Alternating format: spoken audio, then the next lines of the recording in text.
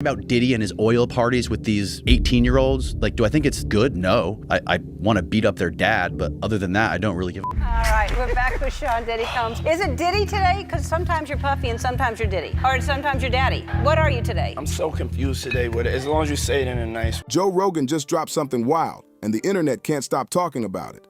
He's calling out the silence surrounding Ellen DeGeneres. Yeah, Ellen. And it's got people asking some serious questions. Now that Diddy's scandal has exploded everywhere, how is nobody connecting these dots?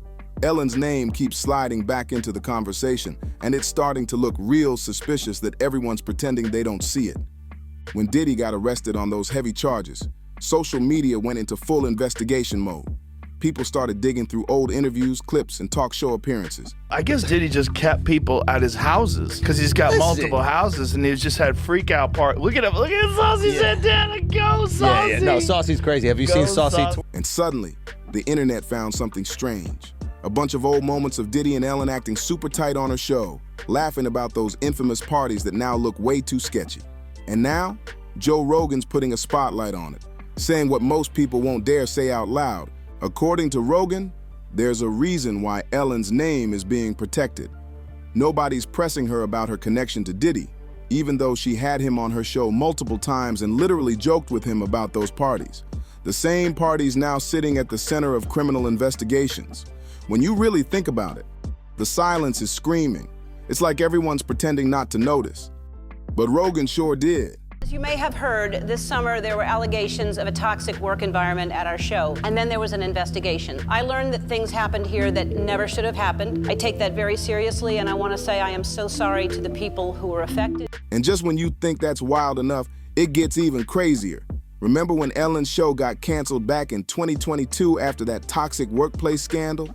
Everyone thought that was the end. Her big downfall, right? Wrong. Because not long after Trump won the election, Ellen quietly fled the country, packed up, moved to the UK, and told everyone she's never coming back to America. Coincidence? Yeah, sure. The timing couldn't look more suspicious if it tried. Let's rewind for a second. Before we jump deeper into Rogan's comments, let's remember why Ellen's name still hits headlines today. Back in 2020, her whole Be Kind empire came crashing down when BuzzFeed News dropped that massive bomb exposing the dark side of her show. You don't have any real personal beef with Diddy, but it's got to go down. The bits are there. I'm a gold miner. I just found some gold. Behind those smiles and dance breaks was a nightmare. People describing racism, intimidation, and even getting fired for taking time off after losing loved ones. It was ugly. Employees straight up said, that's the kind of stuff that only happens when the cameras are on. Everything was fake. The backlash was insane. 3 executive producers got fired. Ellen went on air to apologize and still somehow managed to dodge most of the blame. She acted like she didn't know what was going on, even though her name was literally the brand. The show limped along for 2 painful seasons before ending in 2022. Ellen said it wasn't challenging anymore. Please. Everyone knew the truth. Her image was done, and the public wasn't buying her kind act anymore. Now fast forward to what Joe Rogan said, because he didn't hold back one bit. Is that going to be a new thing? Are you going to try to be early? Yes, I'm trying to be early. Are you going to be early for my party? Yes, I am. No. No. You know I have to arrive fashionably late. All right. Not too late, though. Not too late? Not too late, please. What time would you like me there? I'll tell you later. Okay. But not too late, because you know, once you get there, the party really starts. Yeah. You know what I'm saying? On his podcast, Rogan started questioning why so many celebrities were bragging for years about Diddy's parties like they were a prize to get into. He mentioned names like Ashton Kutcher, big Hollywood stars who flexed about going to those events, and said, why is nobody talking about it now? Especially when one of the biggest people to laugh and joke about those same parties was Ellen freaking DeGeneres. Rogan said what everyone's been whispering online. How did all these famous people attend these parties and see nothing? Because Diddy's being charged with serious crimes, including allegedly organizing what prosecutors call freak-off parties. You know, so you have, if you don't have what they need, they're gonna leave. Right. Gotta keep them there. Right. You need locks on the doors. Okay, this is sounding kind of dangerous now. It's a little kinky, but Yeah. Yet Ellen, who sat there on national TV laughing about them, hasn't said a single word since his arrest. Not one. And here's the part that hit people hard. In a 2018 interview, Diddy told Ellen, I invite you to all my parties, but you just haven't seemed to show up. Then he smiled and said, the real parties, the different type of party, start at midnight on the top 2 floors. And Ellen, she laughed and said, oh no, I know about them. Wait, what exactly do you know, Ellen? Now that line sounds creepy. Rogan pointed out how strange it is that nobody's calling her out. Ellen had Diddy on her show 3 times minimum, joking about the very parties that are now being used as evidence. Even back in 2002, Diddy told Conan O'Brien he needed locks on the doors for his parties, and people laughed. But now, with what's coming out, that same line doesn't sound so funny, does it? After Diddy's arrest in September 2024, the internet did what it does best, dragged out the receipts. I do feel like you may not do that. You're neat though, right? I would imagine your closet is color coordinated. Everything is hung in a certain, yes. Right? So you're neat, it's just that you're not the person that puts it back. All right. Old Ellen clips started going viral again. People started asking, what did Ellen know? One viral post even dug up a 2016 tweet where she called Diddy Cuddle McSnuggle stuff. And when paparazzi recently asked her about Diddy's charges, she completely dodged it. Her face stiff, her tone off, her energy anxious. The body language said everything. Joe Rogan's point is sharp and simple. If you're close enough to Diddy to talk about those parties and laugh about them on your show, you should have something to say now that he's facing criminal charges. Silence like that doesn't just happen. It's protection, but it goes even deeper. Former employees from Ellen's team have been talking again, and they're drawing some real uncomfortable parallels between Ellen's own behavior and Diddy's controlling ways. They said Ellen ruled her set with fear, that people were too scared to even make eye contact sometimes. One cameraman said Ellen had the Ellen gaze, described it like a queen scanning for her next target. Party, but there's a camera that swings around and they go, hey, yo, oh, Odell Beckham, and you see Justin Bieber's head come up from his crotch, and he looks in the camera and he's very confused. It's a really disturbing video. At that time, Puff was the biggest guy in the world. You know, you couldn't even get in his parties. And he was throwing a party. He said, yo, Playboy, this party's $1.5 million.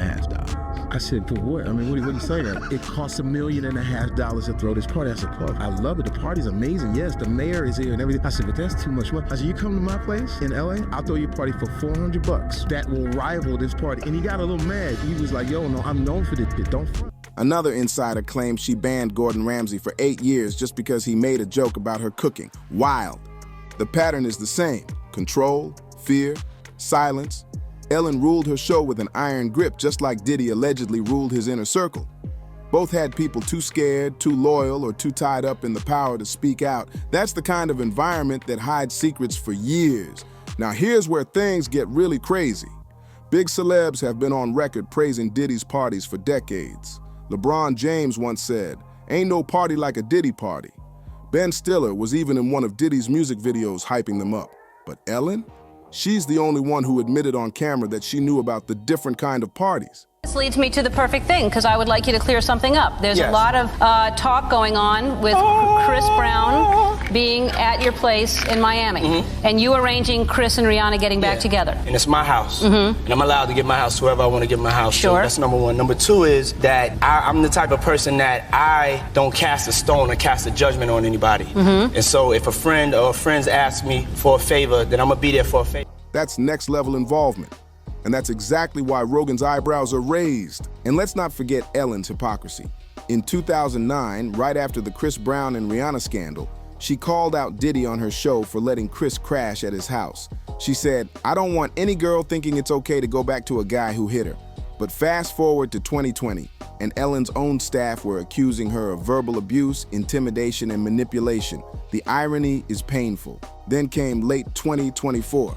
After Trump's election win, Ellen and Portia sold their Montecito mansion, disappeared to rural England, and told friends they're not coming back to the States. All right, well, let me catch up on what's been going on with me since you saw me last. I decided to take up gardening. I got chickens. Let me see what else I can tell you about that's been going on. Oh, yeah, I got kicked out of show business. She said it was about politics. But come on. Diddy's trial was heating up and more celebrity names were being linked every week. The timing was too perfect to ignore. And the rumors? Oh, they didn't stop. In May 2025, A wild story blew up online saying Ellen had a secret arrest warrant tied to her former DJ, Stephen Twitch Boss, who tragically passed in 2022. The claim said a recording of Twitch was played during Diddy's trial. It was later debunked, but still, the fact people even connected Ellen, Twitch, and Diddy shows how deep the distrust runs. Look at the temple and then look at the... Let me see Ellen's background. What? Oh, similar. That looks like a building, though. Like sure. Yeah. Is that a building in LA? That might be a building in LA. Some fans online swear Twitch knew things about Ellen's show and maybe even had insight into darker Hollywood circles. No proof, but the whispers won't die down. In her 2024 Netflix special For Your Approval, Ellen tried to laugh it all off. She said, "The Be Kind girl wasn't kind. That was the headline." Then she added, "There are such extremes in this business. People either love you or they hate you, and those people are louder." That didn't sound like reflection. It sounded like resentment, like she's still bitter that people finally saw the truth. Then came another strange moment. In May 2025, Aaron Rodgers went on Rogan's podcast and said Ellen's old studio looked like Epstein Island. Rogan quickly shut it down, saying it was just a random LA building, but the fact that anyone's even making those comparisons shows how far her reputation's dropped. From beloved talk show queen to Hollywood's fallen icon, that's a crash no one saw coming. The internet reactions? Brutal. One user tweeted, "Ellen knew about those parties. Now she's chilling in England while Diddy's fighting for his life. Make it make sense." Another said, "Joe Rogan's the only one brave enough to say what everyone's thinking." Someone else wrote, "Ellen dodging questions and fleeing the country right when Diddy's case blows up? That's sketchy behavior, period." Another viral comment nailed it. Ellen's toxic workplace got exposed. She never took full accountability, then left the country when things got messy. That's not coincidence, that's strategy. People are waking up and the internet's not letting her off the hook this time, so why does Ellen still get a pass? Easy.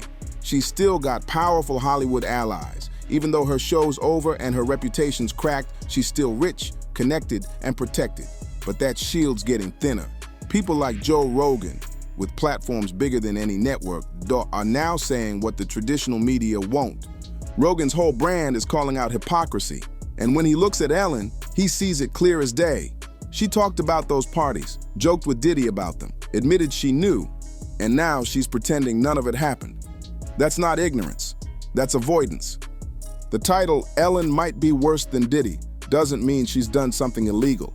It means she's escaped accountability while still playing innocent. Diddy's paying the price for what he's accused of. Ellen? She's living her best countryside fantasy, posting photos of sheep and horses like nothing ever happened. So what's next? Probably nothing, unless someone finally steps forward with receipts. But make no mistake, Rogan and the internet aren't dropping this. The court of public opinion has already made up its mind. The woman who built her brand on kindness is now seen as one of the coldest in Hollywood history. And that's a twist no one saw coming. So what do you think?